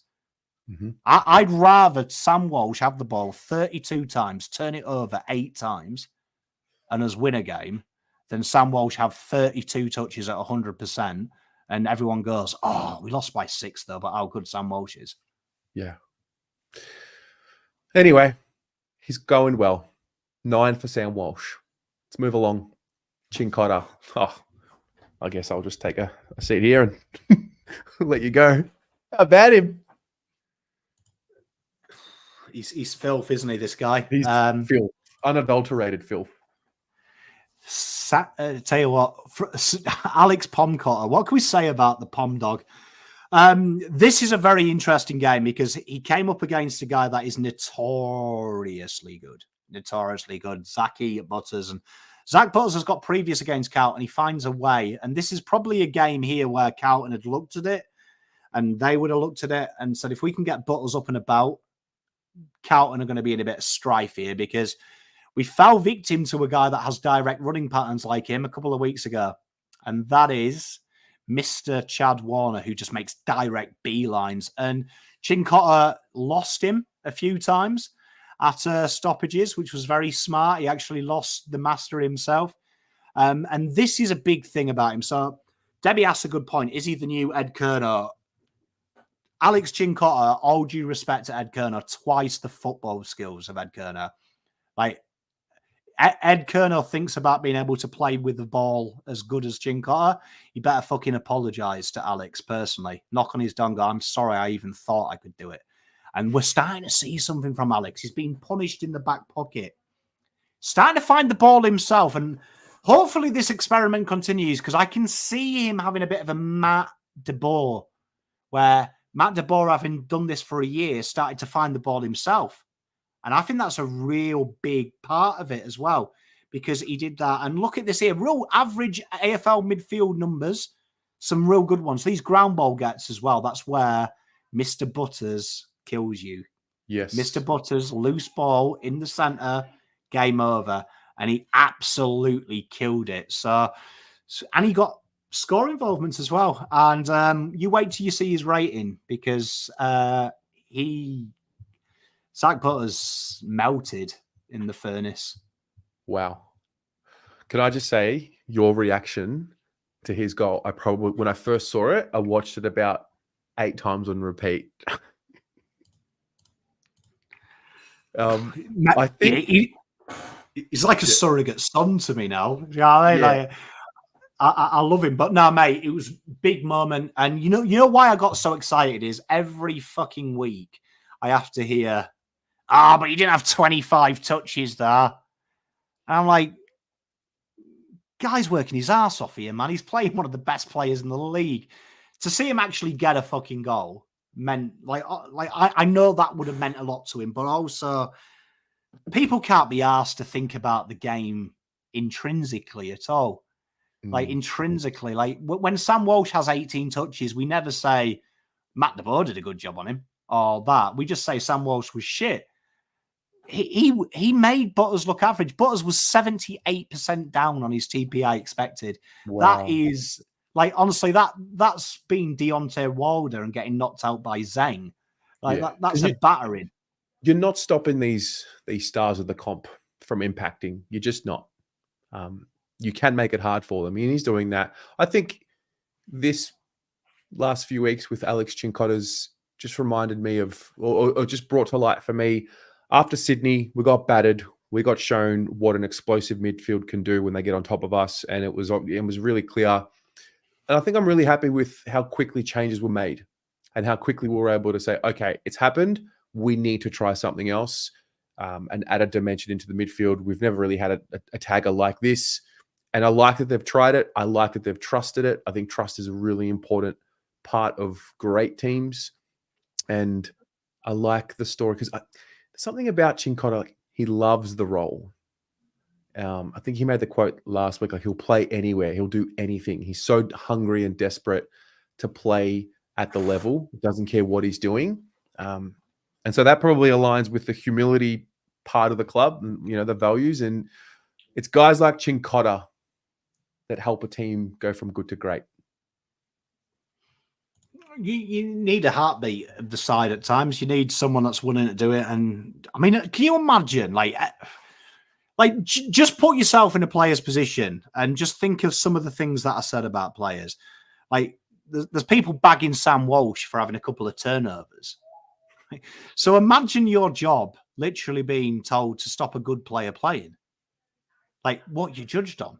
Like, imagine being Alex going out there and going, fuck me, they slate Sam Walsh for having 3 turnovers. What are they going to do when I have 12? Like he's sacrificing his fame and celebrity to do a job for his players. And you know what? I can't wait to see Zach Merritt this weekend, because Zach Merritt is the heartbeat of that Essendon side. The heartbeat of that Essendon side. Do you know what I mean? He's everything. And he's going to go up against Zach Merritt. And if he can stop him, and he will do. Because I'll tell you what, there's no one who prides himself on making people miserable on the football ground like him. It's great. I'm happy for him. I really am. So 7.5 for Alex Cincotta. We're going to move on to Matt Kennedy. Yeah. What do we say about this? Yeah. What happened here? Well, you'll see one of the red areas rotated with Razio Fantasia. Right. So if you bullied Fants, you've got to bully Bam Bam. But you won't, will you? You won't. Matty Kennedy. I mean, this was an interesting one. This is where you're starting to see he's like the extra. And Adam Cherra probably was glad for this game. I'm going to be totally honest. Adam Cherra probably watched this game and goes, thank fuck for that. Makes it a little bit easier to get in on the credits I've got locked home. But he worked hard. Do you know what I mean? His midfield time was interesting because he had these beautiful score launches from stoppage, which is really important. Ineffective forward, ineffective in the midfield. And this is why I keep saying to you, like last week, I copped so much hate for saying I don't think in Carlton's best team you can play Hewett and Kennedy. And this is what I mean, because they're midfielders who happen to be okay at playing somewhere else. You've got to play horses and your courses. And at the moment, we can't, because Motlop's not showing anything. Ashton Moore's still a little bit behind. So you can't bring in a forward. He did what he did. And you know what? Great game to have a bad game compared to your usual high standards, because Carlton battered Port. So winner. Okay. So he gets a 5.5 for his game. Now we're going to talk about Fogarty. Together with Saad, one of the most... It's so clear. Certain players come into the team and you just notice what they bring to the team. Fogarty is clearly that. I couldn't believe he only laid the 3 tackles for the game. It felt like more. And maybe it was just the way he tackled. They just stuck. Clean in traffic, poised, composed, team player. Love the Fog. He's a player that really annoys me, Fogarty, because I don't think he gets enough kudos at times for what he does. And see what we said about the old Pom Cotter. If we were looking for more Poms, we'd call him Pomity, because I like the fact he works his ass off. And the big thing about him here is this wasn't the game to tackle them, because if you tackle Port, they get that handball away in the overlap. So when you're playing an overlap run side like they are, which we are too, if you tackle us a lot inside 50, it doesn't really do anything to us. You're looking at the forward 50 pressure acts. That's where we get shit up, because we start rushing. And then you see that bomb kick. We all love the bomb kick. Carlton did their homework. So his job here was to hurry them up, try and speed them up a little bit, not give them handball receives. These pressure acts were insane. His 1%ers were pretty strong. And we talked about it last week. And a few pundits and YouTubers, as they like to do, like to listen to you and me talk, Terry, and then go, you know what I'll do? I'll do some content around it now, because they've done the research. These 6 score involvements, all 6 of them out the back of a stoppage or a ball that's on the ground. This guy gets the assist, the pre-assist. And Fogarty is the best at that. The best at that. This was Phil Jackson, the Phil Jackson pre-assist. Mate, the pre-assist. This guy honestly works so hard, and Vossi keeps telling you rolls. He doesn't care about Sam Walsh. He doesn't care about Cripps, Curnow. He's building his team around the players that allow them to be superstars. And Fogarty here, Zach Williams doesn't do what Zach Williams does without Fogarty. Fogarty is literally, this is the Poppy Cyril Rioli combination. This is. He is the Paul Poppy. You do Owies defense. Zach Williams, you chill out under Harry's feet. Kick goals. Don't worry, Fog will chase for you. And what an effort he is. Underrated player. Underrated. I love Fogarty. I love So happy to Fogarty. have him back. I'm just happy to be talking about him in this way. There was a period of time I just couldn't see it for the life of me. He played Bugs 17 Belt nails games. it. I reckon there's about 3 names in permanent marker that Voss has accidentally done just because he can't be asked to fucking keep changing them every week. Yeah. That is one of the 3 permanently marked there. So he played 17 games in his first year for us in 2021. It's probably why I don't remember much of him, because I've eliminated that year from my life as much as I can. Played 3 in 2022. Played 12 last year, most of them in the back end. In fact, all of them in the back end. Came in around 14 last year and didn't look back. And he's played 6 games this year. I can't believe he's gone from someone who I just didn't know what was happening to we're nowhere near our best team unless he's in there. It's remarkable. It's why VFL is so important, because there was a big, like, Wowdy makes a great point. He was on the D list rail. Yeah. Let's not chat shit. Everyone probably, apart from his family and his partner, had him on the D list move. Do you know what I mean? Yeah. And he went to the VFL and he started playing the mid-forward role, and you suddenly started to see, because Dow can't defend and players around him can't defend, he was just crunching everyone. Defensively, that team that made their way up the ladder, that VFL side, it was partly down to Fog, because he was the only one forward of the ball who gave a shit. And he's come into the seniors and he set that standard. And that is, if you're a VFL player listening to this, don't underestimate. Sometimes I want you to be less Hollywood in the VFL. Don't care if you can have 40 touches. Any idiot can have 40 touches in the VFL. Mm-hmm. Start showing the core values of what you stand for as a footballer. And Fogarty is that. And that's why this week I really did enjoy Jesse Motlop. He had 6 tackles. I like Corey Durden's 4 tackles. They mean more to me because that's what's going to get you into this side, not your output with goals and things like that. Your core belief of hurrying teams up. And Fogarty is Cincotta. This guy doesn't give a shit about kicking goals or stats. Cares about executing, and he executes to the best of his ability. Love him. Need more of it. More of it. Got a great character. No, he really does. Let's move on. So 7.5 for Fogarty. George Hewett. How do we see Georgie Boy's game? Running down the way. George Hewett. Hewett. George Hewett here, right? So I haven't put the stats here, but I'll put you what you always judge him on. This is why I like George Hewett. His baseline is always this. Worst case scenario, this is the worst George Hewett game you've seen. Boring as shit, George Hewett, because he just does the same thing every week, and we don't really have to talk about it. He's the, as we always call him, the Rodri of the football world. He just does his job and no one cares. Big thing I want to talk about, 2 goal assists, 5 score involvements. Massive addition. And this is where I always say the Kennedy-Hewett battle when everyone comes back. This is probably what will always swing it in Hewett's favour. Even though he's an old man, in football terms and learning terms, his learning stopped. Some people say men stop learning at 26, right? Learning new skills. As a golf coach, I can tell you that's 100% true. You coach anyone over 35, you're fighting an uphill battle. You get a female at 35, she'll listen.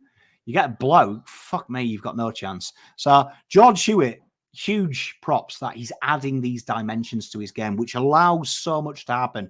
It allows Walsh to piss off to the wing. It allows Cripps to play high half forward if he has to.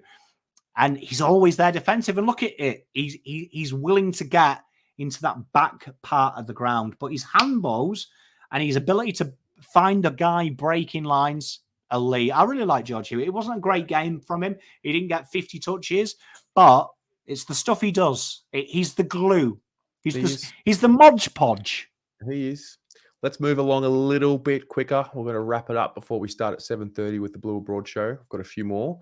Lachie Cowan starting to just chip away, look a bit more comfortable. Trust as well. There's a bit more trust with him behind the other defenders. I think we're seeing that. Yeah, so you can see Carlton, when they wanted to go quick, Saad went to that red spot. Saad's red spot was the same as the top left. Mhm. And then you can see here, when they were looking to target a few players in our team, they started to go down their left-hand side, our right-hand side. He was the interceptor down there. And you can see here, massive difficulty here.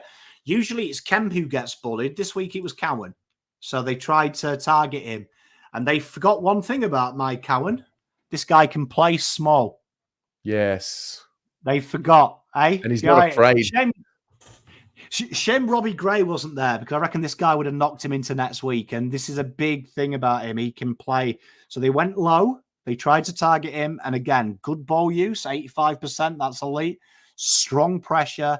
And any small that went near him, he destroyed. This is probably my favorite game from Cowan. Mm-hmm. Yeah. Right? It's probably my favorite game, because this was probably the hardest game for him, because you could see they thought he'd be shit below his feet. Unlucky, Ken. Do some research. The narrative around play the kids. It's really interesting because Cowan's 19, playing in a side contending for a premiership. Ollie's 20, playing in a side contending for a premiership. We've got a nice little selection of young, like little pups. I would say Cowan is like a young pup. Like this isn't even scratching the surface of what he's going to be yet, but he's already looking. He's got the appetite for it. Like he's got the appetite for being inexperienced and still showing what he's made of. Like he hasn't even gotten to that point where the confidence comes in and the consistency comes in. It's really pure the way he plays the game. And my main man Biffa nails it. He's got a bit of shithousery in him. Shithousery. I love that word. He has. He's got a bit of shithousery. Like, you know, this guy, like, in the contest, licks his finger and sticks it in a player's ear and stuff. That's the kind of shithousery I'm all about, baby. Like, I like it. Yeah. Big fan. It's going well. It's got a big game coming up too. Next up, we've got Jack Carroll, who was the sub. Really difficult to analyze this.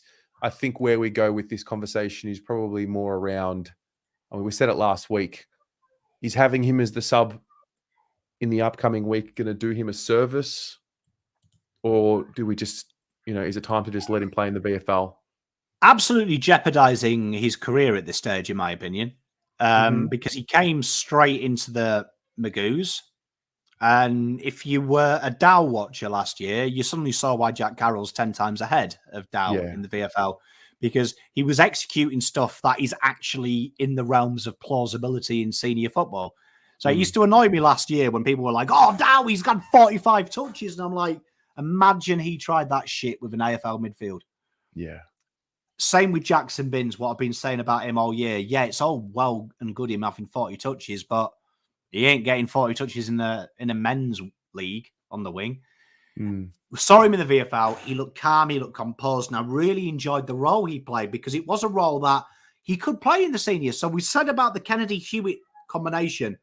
This guy here was the second fastest player on the ground in defensive transition. He's got a bit of tars on him. He is a two-way runner. So I want to see him there, because this could be a role here where Voss goes, all right, I can't play Hewett and Kennedy. You've provided a POD. And that's my issue at the moment with Hewett and Kennedy. It's the same player copied and pasted. This guy's got a bit of point of difference. So give him 3-4 weeks in the VFL. Let's see how it goes, because I really, really do like a bit of Jack Carroll. So please, make Durden the sub this weekend. Make Durden the sub. Yeah, because I'm just looking at his game. I mean, his first month, he was the sub against the Lions. He came on when Doc went down, looked really solid.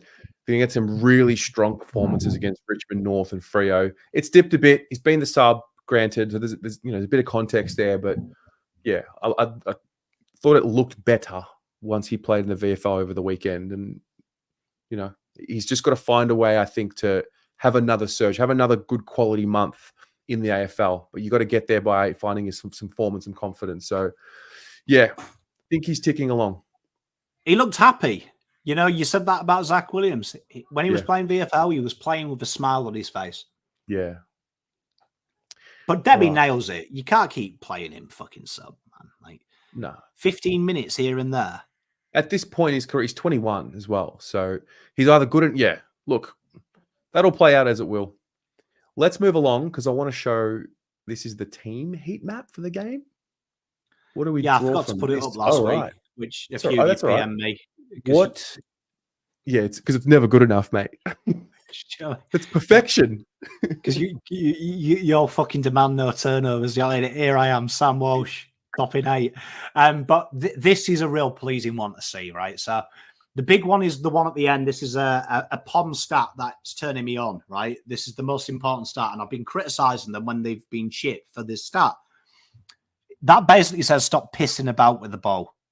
Stop pissing about with it. And disposals burst scoring shot. To be a bit more efficient with it, just get the ball there. Good. These are the numbers that I want to see. The stoppage one, right? So the stoppage one is a really interesting stat because people get excited about it, but ignore the stoppage stat for the rest of your life.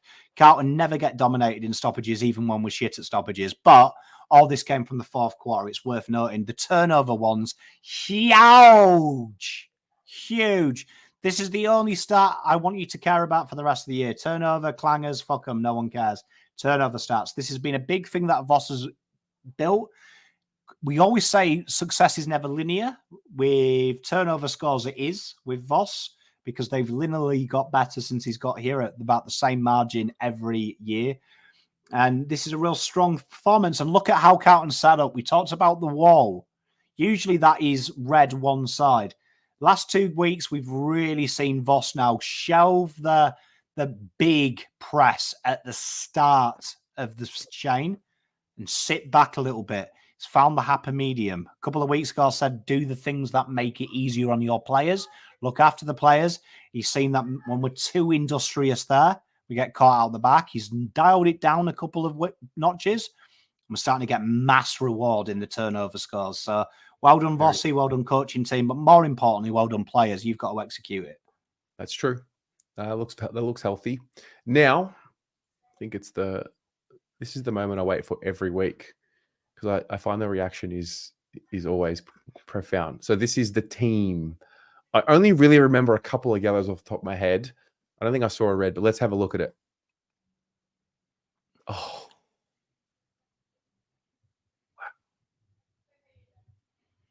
A lot more solid. A lot more solid. Perfect. It's perfect. Yeah, do you know what I mean? And we've added the negatives now, so that makes it really easy for you to see the guys who aren't counted. So Fantasia technically played 3/4 of the game, so his score does count, but you can see the red shouldn't count.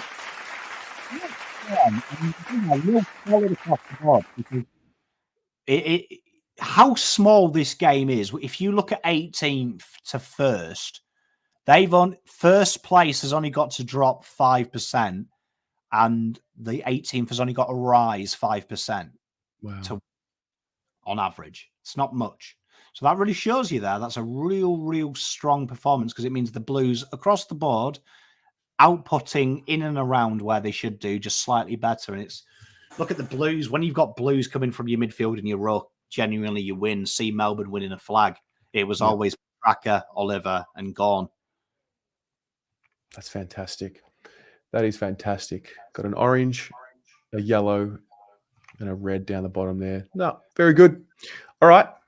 Next up, we've got a few player mentions. We've got the Horizon Finance Group Player of the Game, given that to Tom de Koning.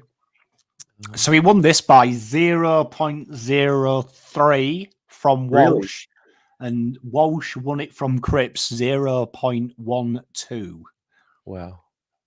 And he won that because of consistency. So across 4 quarters, the most consistent player on the ground versus Walsh, first half to second half, totally different. And Cripps took the piss, didn't he? He put his feet up for 3 quarters and then went bananas the fourth. So fair winner. Fair winner. So Cincotta was the greatest riser. So the riser is the one that scores the most above what their expected score was.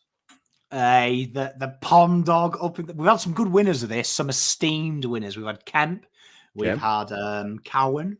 Mm-hmm. And might be a sign. 4 weeks ago when we first brought this, it was TDK. Hey, So that means maybe there might be a 10 from. Might have to change Pom Cotter's name to 10 Cotter. And then the final one is the leader of. We have a new leader. This is the average rating per game. We have a new leader. Wow. Hey, look, so was it Lee Matthews? I mean, far be it from me to question Lee Matthews' knowledge of the game. Nah, fuck it. I'll question it. Do it. Do it. Fuck it. Any idiot can win flags in the fucking 80s. Right. He was saying that Cripps was a bit down, wasn't he? And not his usual best. Don't know what he's saying. This is complete Cripps. And I think, honestly, if we're serious about it, Cripps has got to be pissing in the BNF, hasn't he? You know what? Oh, I don't like to look too far ahead because all we have is the moment. That's the only thing that's guaranteed. But, guys, up until round 12, we are going to have the greatest fun doing the watch along for the Brownlow. Like, I'm already looking ahead to it. I think Cripps is just chipping away at it. He'd be right in the conversation right now. Mate, and you know what? This award has tightened up. So just to let you know, at the moment, Cripps is 8.63, Walsh 8.38, Curnow 8.2, McKay 8.11, Akers 7.9. And this might surprise you. You've forgotten about him. Chesney 7.55. Wow, Chera's got to come back and then get settled, and then it's all about timing, mate. Hey, tell you what, Elijah rounded up the top 10 as well, just quietly, old Lidge. But yeah, the top 10 at the moment: Cripps, Walsh, Curnow, McKay, Akers, Chera, Weitering, Hewett, Newman, and Lidge. Yeah. Laurie, love this. This is good. Cripps drinking water at the Brownlow. Can't wait. Very, very good comment. That's a deep comment. Yeah, poor bastard who'll have to play a grand final the week after. All right. Pom, that was awesome. Ladies and gents, thanks for being here. That's the ratings for round 12. I think we are chipping away at making education fun in this game because that's a fun show. I tell you, it's not just a fun show, it's the best show. The best show on telly. They are Pommy certified this year. That's how good it is. Do you know also it's 12 months to the day that we changed the ratings? Called you a lot of fucking omens this weekend. Called you up 5 years. And I said we need to make it better. We need to evolve. Initially, a lot of hesitance. Who was it? What was the account? Was it Mighty Blue 7? Yeah. Slated me. I remember because I was Shill. Shill, that's right. I sold out. Shill. Oh gosh. No, it's good. It's good. I appreciate it. Thanks so much for putting it all together. And thanks to everyone who tunes in. Stick around because the Blue Abroad show starts at 7:30. I've got Ed with me, so that'll be fun. And then once we start talking about Essendon, I might explode. Pommy, see you tomorrow. Footy Abroad. I'll see you tomorrow, mate. Can't wait. Get to spend some time with Luke, eh? Absolutely. Oh, yes. Be a little bit up and about. I love it. I can't wait for him to pull out like when he finds out Pom's on. All right, guys. Good night. Go Blues. Go Blues.